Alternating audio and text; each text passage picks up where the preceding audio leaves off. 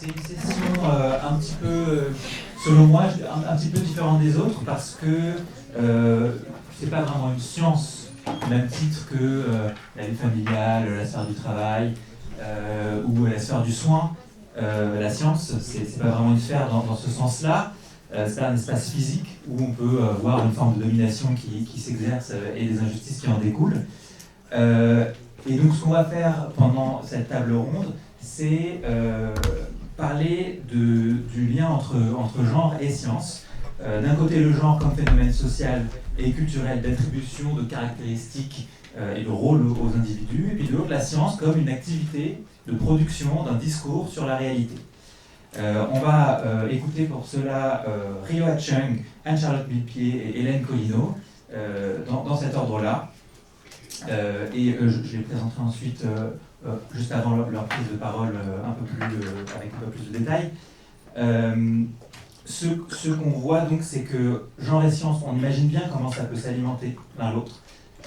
Comment est-ce que le genre peut modifier l'intérêt, l'observation et les théories scientifiques, et puis à l'inverse, dans l'autre sens, comment est-ce que les théories scientifiques elles peuvent influencer notre manière d'appréhender la réalité, et donc le genre comme réalité sociale, le sexe peut-être comme réalité biologique, on en parlera surtout avec Hélène Collineau. Et donc, dans cette relation entre genre et science, il peut y avoir des injustices qu'on va souvent qualifier d'épistémiques, c'est l'adjectif pour dire que ça relève du savoir. Et d'ailleurs, le concept même d'injustice épistémique vient d'une philosophe qui elle-même s'inscrivait dans une pensée féministe. Donc, en premier, on va écouter Rioa Chung, j'espère que je prononce bien, et n'hésitez pas à me reprendre si ce n'est pas le cas, qui nous fait le plaisir d'intervenir depuis Montréal, qui est présidente de l'Association canadienne de philosophie, professeure titulaire au département de philosophie à l'Université de Montréal et co-directrice du Centre de recherche en éthique à Montréal, et qui a travaillé sur les questions de justice sociale, en particulier dans le champ de la santé, et actuellement sur les questions d'injustice structurelle et épistémique, donc notamment qui travaille au développement de concepts comme celui de vulnérabilité structurelle en santé. Je crois qu'elle va nous expliquer ça. Je vous laisse la parole. Alors, merci beaucoup aux organisateurs pour l'invitation. J'en suis très honorée. J'aurais préféré de loin être en présence avec vous, mais je me contenterai d'espérer vous rencontrer une prochaine fois. Et donc, vous me dites si vous voyez bien le contenu? Non, pour l'instant, on vous voit vous. Ah bon, d'accord. Une seconde, c'est peut-être parce que je dois faire ça comme ça. Je vais essayer plusieurs modalités, mais je vois bien que je peux. En théorie, est-ce que vous voyez? Est-ce que vous voyez la diapo? Nous, oui. Et vous? Ah oui. D'accord, très bien. Alors, je vais suivre ma diapo. Alors, voilà, ça, c'est la première diapo. La deuxième diapo, c'est simplement pour indiquer en gros, le contenu de ce que je vais vous présenter est tiré donc d'une de mes plus récentes publications à ce sujet-là. Et vous pouvez y avoir accès parce que c'est libre accès dans un ouvrage collectif publié chez Oxford University Press intitulé What is Structural Injustice et mon chapitre COVID-19 and Global Structural Health Inequality. Prochaine diapo, c'est le plan. Alors, on verra dans les 12 prochaines minutes qu'est-ce que je suis capable de couvrir. Mais l'important est de comprendre que, en ce qui me concerne, travaillant dans le domaine de l'éthique des relations internationales et philosophie de la santé, alors j'étudie les inégalités de santé du point de vue philosophique et du point de vue de la philosophie politique en particulier. Je suis désolée de ne pas avoir eu le temps de traduire les diapos en français. Alors, pour ce qui est du concept et du modèle, si vous voulez, de vulnérabilité structurelle de santé, que j'ai eu l'occasion de développer en premier lieu avec un collègue de l'Université McGill, Matthew Hunt, qui est physiothérapeute de formation et qui a fait du terrain humanitaire. C'est grâce à lui que j'ai eu l'occasion de faire une étude de terrain, en fait très modeste. C'est lui qui m'a initié à la recherche qualitative et c'était à Port-au-Prince, donc 3 années après le séisme. Et nous faisions partie donc d'un consortium de recherche qui étudiait la pertinence théorique et pratique du modèle des déterminants sociaux de la santé. Et Matthew et moi-même avons copiloté le volet qui portait sur la pertinence théorique et pratique des déterminants sociaux de la santé dans les contextes de crise humanitaire. Et notre contribution se veut une très modeste contribution dans les grandes familles des théories des déterminants sociaux de la santé, mais on a cru bon d'enrichir notre modèle conceptuel avec un concept. Les injustices structurelles. Et par la suite, j'ai continué en mon nom propre, le développement de ce modèle des vulnérabilités structurelles de santé en rajoutant la portion des injustices épistémiques. Et donc, voilà de quoi il sera question aujourd'hui. Et pour ce qui est de la définition de vulnérabilité structurelle de santé, ce que nous entendons par là, c'est une propension accrue d'encourir des risques de santé qui sont directement reliés à des inégalités sociales qui sont produites par l'interaction entre les injustices structurelles et épistémiques qui affectent un individu ou un groupe social. Alors, prochaine diapo, c'était simplement pour illustrer notre hommage et notre filiation au cadre des déterminants sociaux de la santé. J'ajouterais qu'il ne faut jamais oublier de souligner dans la prochaine diapo que le modèle des déterminants sociaux de la santé doit une dette énorme donc au travail du physiologiste français Louis Villermé qui, dès le 19e siècle, étudiait les conditions sociales des ouvriers français et leur impact en santé. Et donc, prochaine diapo, je vais y aller très rapidement. On va sauter tout de suite à l'autre diapo qui suit, Structural Health Vulnerability and Structural Injustice. Alors, donc, l'idée ici, c'est tout simplement pour mentionner le fait que nous ne voulons absolument pas employer une conception essentialiste de la vulnérabilité qui, par les temps qui courent, dans les débats de l'heure, a parfois mauvaise presse au sein de certains milieux de recherche ou d'activisme, parce que le concept de vulnérabilité, dans son sens très familier, peut parfois justifier des formes de paternalisme indu. Et c'est ce que, d'ailleurs, nos collègues haïtiens nous ont rapporté, une forme de paternalisme à l'échelle de l'assistance humanitaire, sous prétexte qu'ils étaient vulnérables, etc. Et donc, en ce qui nous concerne, ce n'est jamais dans un sens essentialiste que nous employons le terme, mais véritablement dans son sens contextuel, politique, structurel. Prochaine diapo, c'était tout simplement donc une mention, un article avec un collectif de chercheurs basé au Royaume-Uni. On avait publié justement un texte dans The Lancet dans le contexte de la pandémie de la COVID-19, où justement cette espèce de rhétorique de la vulnérabilité des uns et des autres pouvait justifier de la part de certains acteurs, peut-être de certains gouvernements, des attitudes paternalistes aussi bienveillantes soient-elles, mais dont il fallait quand même se prémunir de façon prudente pour ne pas, encore une fois, sombrer dans une forme de conception essentialiste de la vulnérabilité. Prochaine diapo, c'est simplement une illustration d'un fait biologique. Le fait biologique pour les femmes de devenir enceinte n'est pas en soi et pour soi une forme de vulnérabilité essentielle. C'est tout simplement un fait biologique, de même que l'âge, soit dans la toute petite enfance ou soit dans la vieillesse, ce sont des faits de la vie, du cycle normal de la vie des êtres humains, qui, dans certains contextes, peuvent évidemment exacerber des formes de vulnérabilité sociale. Alors, prochaine diapo, ce sont des références justement des concepts qui évidemment préexistaient à notre travail. Donc, par exemple, la notion de vulnérabilité pathogénique ou la notion de vulnérabilité sociale indique exactement cette dimension que les féministes d'ailleurs ont bien capturée, cette dimension beaucoup plus institutionnelle, sociopolitique de la vulnérabilité.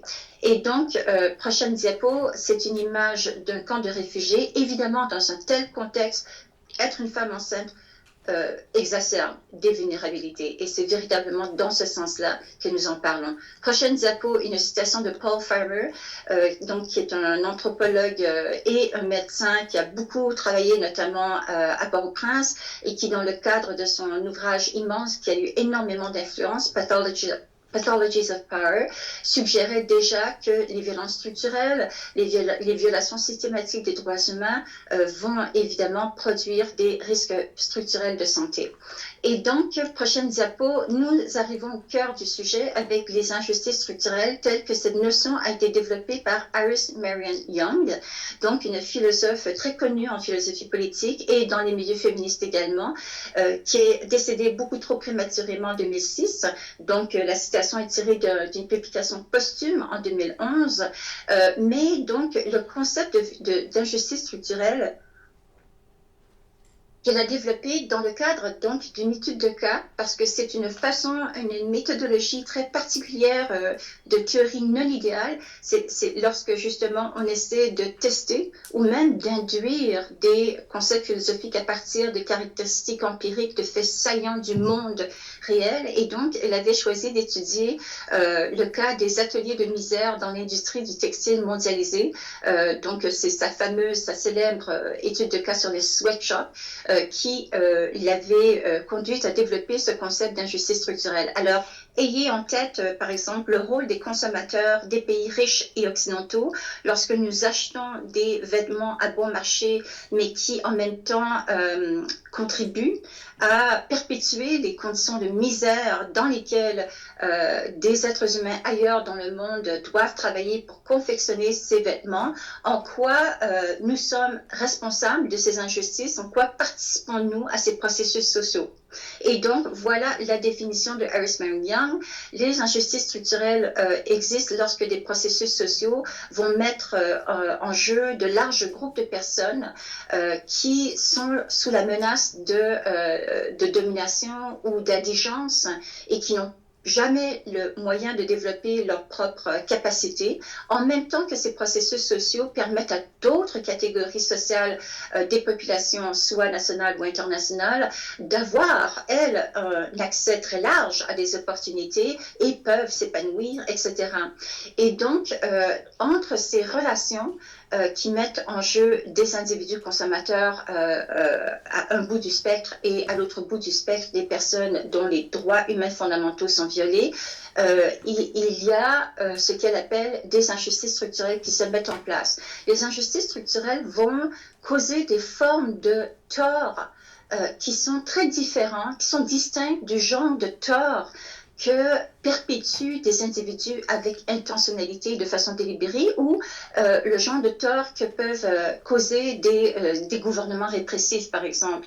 Alors, les injustices structurelles vont avoir lieu lorsque, en tant que conséquence, lorsque plusieurs individus, et voire même des institutions, agissent chacun poursuivant librement leurs propres intérêts légitimes dans les limites légales et socioculturelles qui sont permises.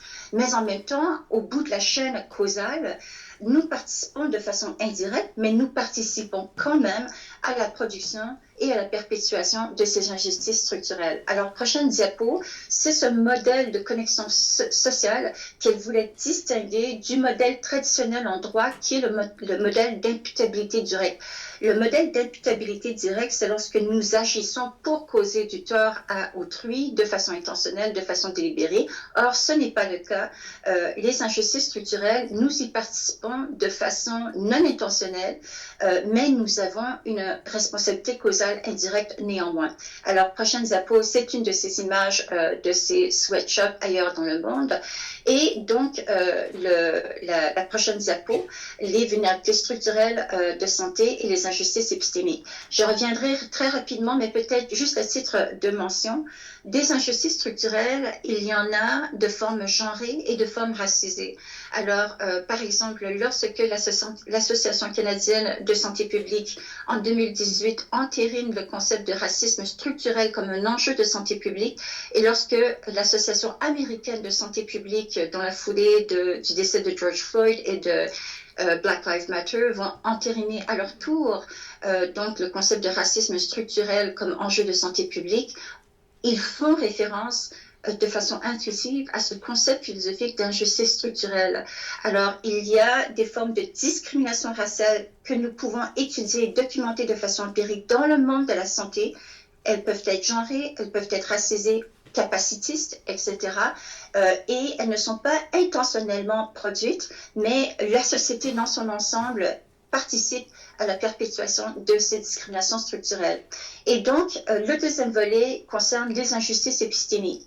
Alors, les injustices épistémiques, encore une fois, le concept très analytique et l'expression même, on le doit à une grande philosophe britannique qui s'appelle Miranda Fricker, qui a publié un ouvrage de ce titre, Epistemic Injustice, en 2007. Mais en fait, ce concept trouve sa racine et sa genèse dans de nombreux autres écrits qui ont été développés par des auteurs féministes ou racisés, etc.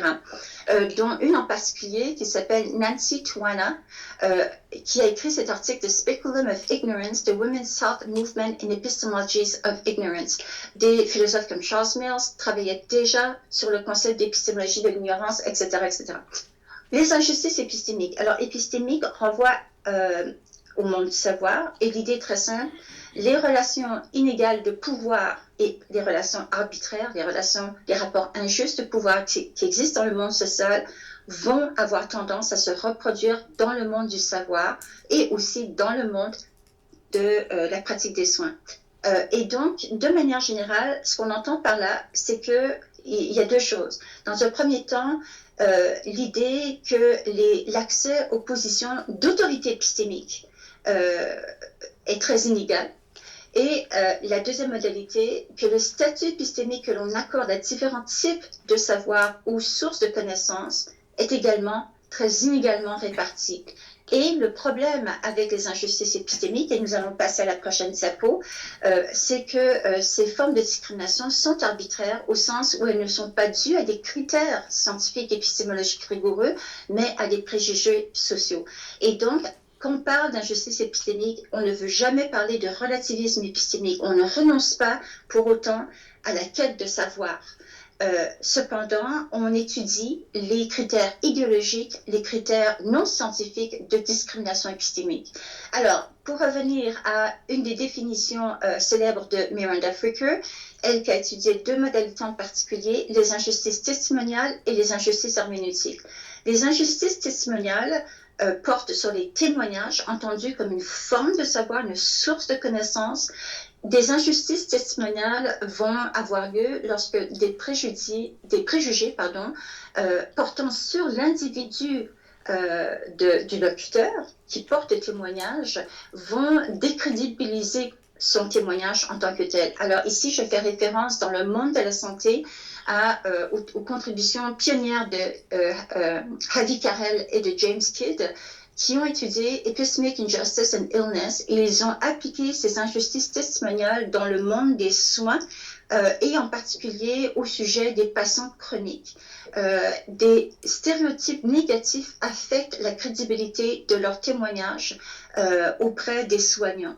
Et d'autres personnes comme Lauren Freeman et Heather Stewart ont également étudié les injustices épistémiques en médecine.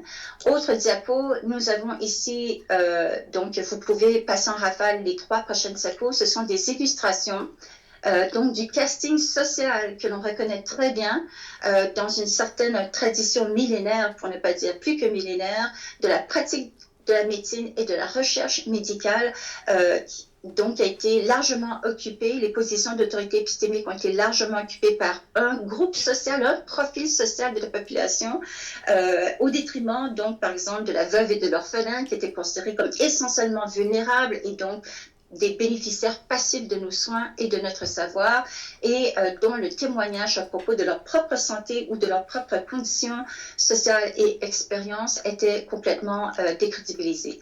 Nous passons donc à la prochaine diapo. C'est simplement une image donc du titre de Hadi Carrel et James Kidd, Epistemic Injustice in Healthcare, a Philosophical Analysis. Nous passons donc à une autre image. Malheureusement, on ne voit pas très bien. Je suis désolée, j'aurais dû faire attention au lettrage, mais c'est pour parler des injustices herméneutiques. Alors, vous avez en arrière-fond des mouvements féministes. Miranda Fricker avait étudié justement, encore une fois, grâce à une étude de cas, le concept d'injustice herméneutique, avec en arrière-fond le concept de harcèlement sexuel.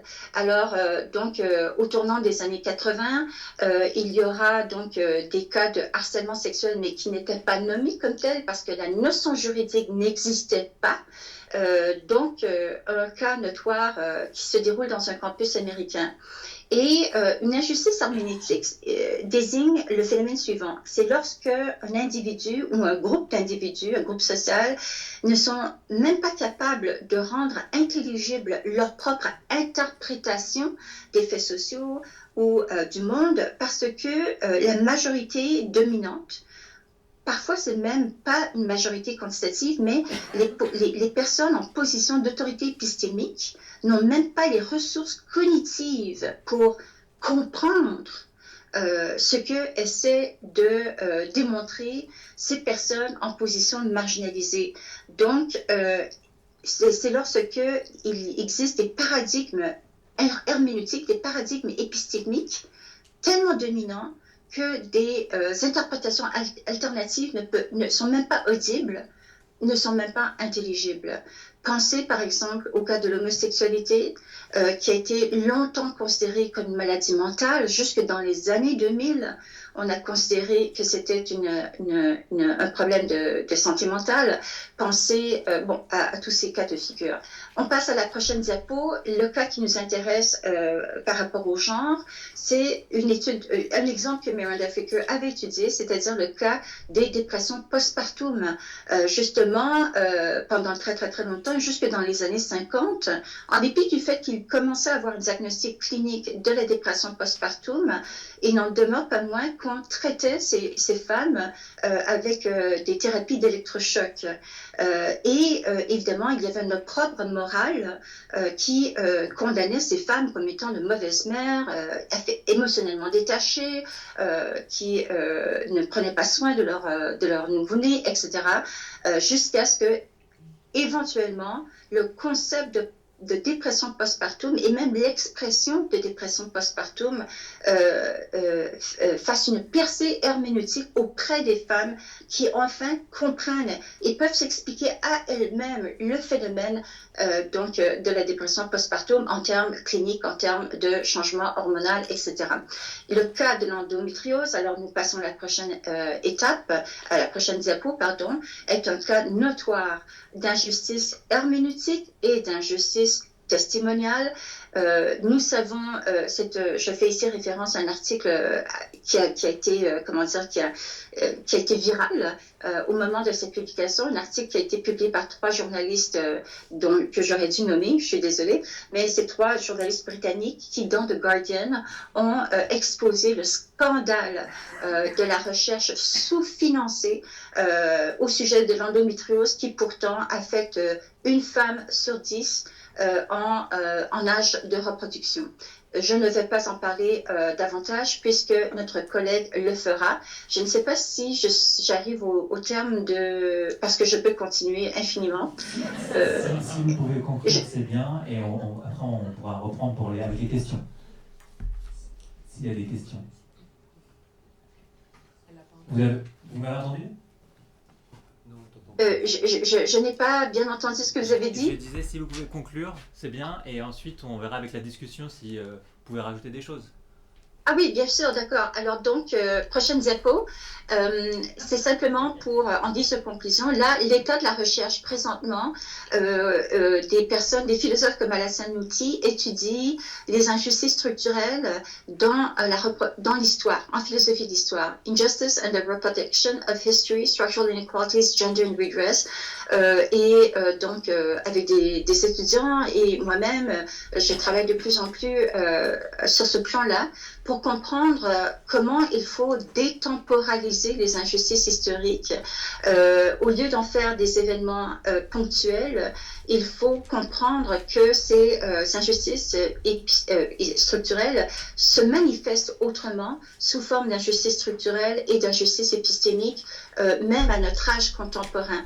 Donc, on peut parler de dette structurelle, on peut parler de descendance structurelle et aussi d'un devoir de réparation épistémique et de réparation historique. Des grands économistes français comme Thomas Piketty, par exemple, parlent de plus en plus de la dette d'indépendance qui a véritablement handicapé la croissance économique, voire même politique de Haïti, suite à la révolution républicaine au XVIIIe siècle du peuple haïtien.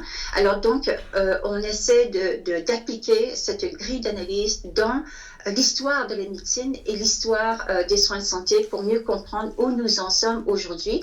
Prochaine diapo, simplement une illustration par l'art de l'histoire de l'esclavagisme et de la ségrégation qui explique pourquoi aujourd'hui des statistiques très troublantes expliquent que les femmes noires américaines enceintes ont plus de risques de décéder ou d'avoir des complications au moment de l'accouchement que des femmes blanches, ce qui est extrêmement troublant. Prochaine diapo, plus proche du Canada, en fait, au Canada, une autre illustration d'un grand peintre, artiste autochtone, qui dépeint ici un moment de la tragique histoire des écoles résidentielles où on arrachait donc les enfants autochtones de leurs parents pour les envoyer dans des écoles gérées par le cléricat pour les catholiciser. Et donc, nous savons qu'aujourd'hui au Canada, un homme autochtone a une espérance de vie de 10 ans de moins que les hommes de la population moyenne canadienne. Et c'est pour ça qu'on parle de racisme structurel, non pas dans un sens essentialiste, mais véritablement dans un sens empirique, lorsque nous pouvons avoir des prévalences statistiques et des faits empiriques qui témoignent de discriminations qui n'ont pas lieu d'être. Et la raison pourquoi je conclue avec des illustrations, c'est parce que justement, comme les établissements du savoir, les universités, sont également des véhicules de ces injustices historiques et épistémiques, en dépit du fait que nous sommes également des réservoirs de grands progrès et de réflexion critique. Il faut prendre garde justement du fait que pendant par exemple un millénaire à l'université d'Oxford, qui a été fondée au Xe siècle, pendant un millénaire, les femmes ont été exclues des facultés de médecine. Ce n'est qu'au XXe siècle que les femmes ont pu entrer à l'université pour étudier la médecine. Et donc, il y a des récits alternatifs, justement, pour contourner ces injustices épistémiques et structurelles qui ont essayé de raconter les histoires, les interprétations alternatives de l'histoire qui ont été invisibilisées et qui ont été éclipsées par, si vous voulez, les canons, les grands canons de notre enseignement traditionnel. En dernier lieu, donc, si jamais cette référence vous intéresse, je crois que c'est la toute dernière diapo. C'est un article qui vient d'être publié, qui a été publié pas tout juste récemment, mais qui a été publié il n'y a pas très longtemps par deux collègues dans The Lancet et qui mettent en garde notre communauté de chercheurs, médecins, philosophes, santé publique, épidémiologues, de ne pas reproduire les injustices épistémiques au sein même de la communauté en santé mondiale et de la communauté de recherche, la communauté académique de la recherche, en accordant un excès de crédibilité à certains chercheurs au détriment du témoignage et du réservoir de savoir de d'autres chercheurs ailleurs dans le monde. Alors sur ce, je vous remercie infiniment pour votre attention.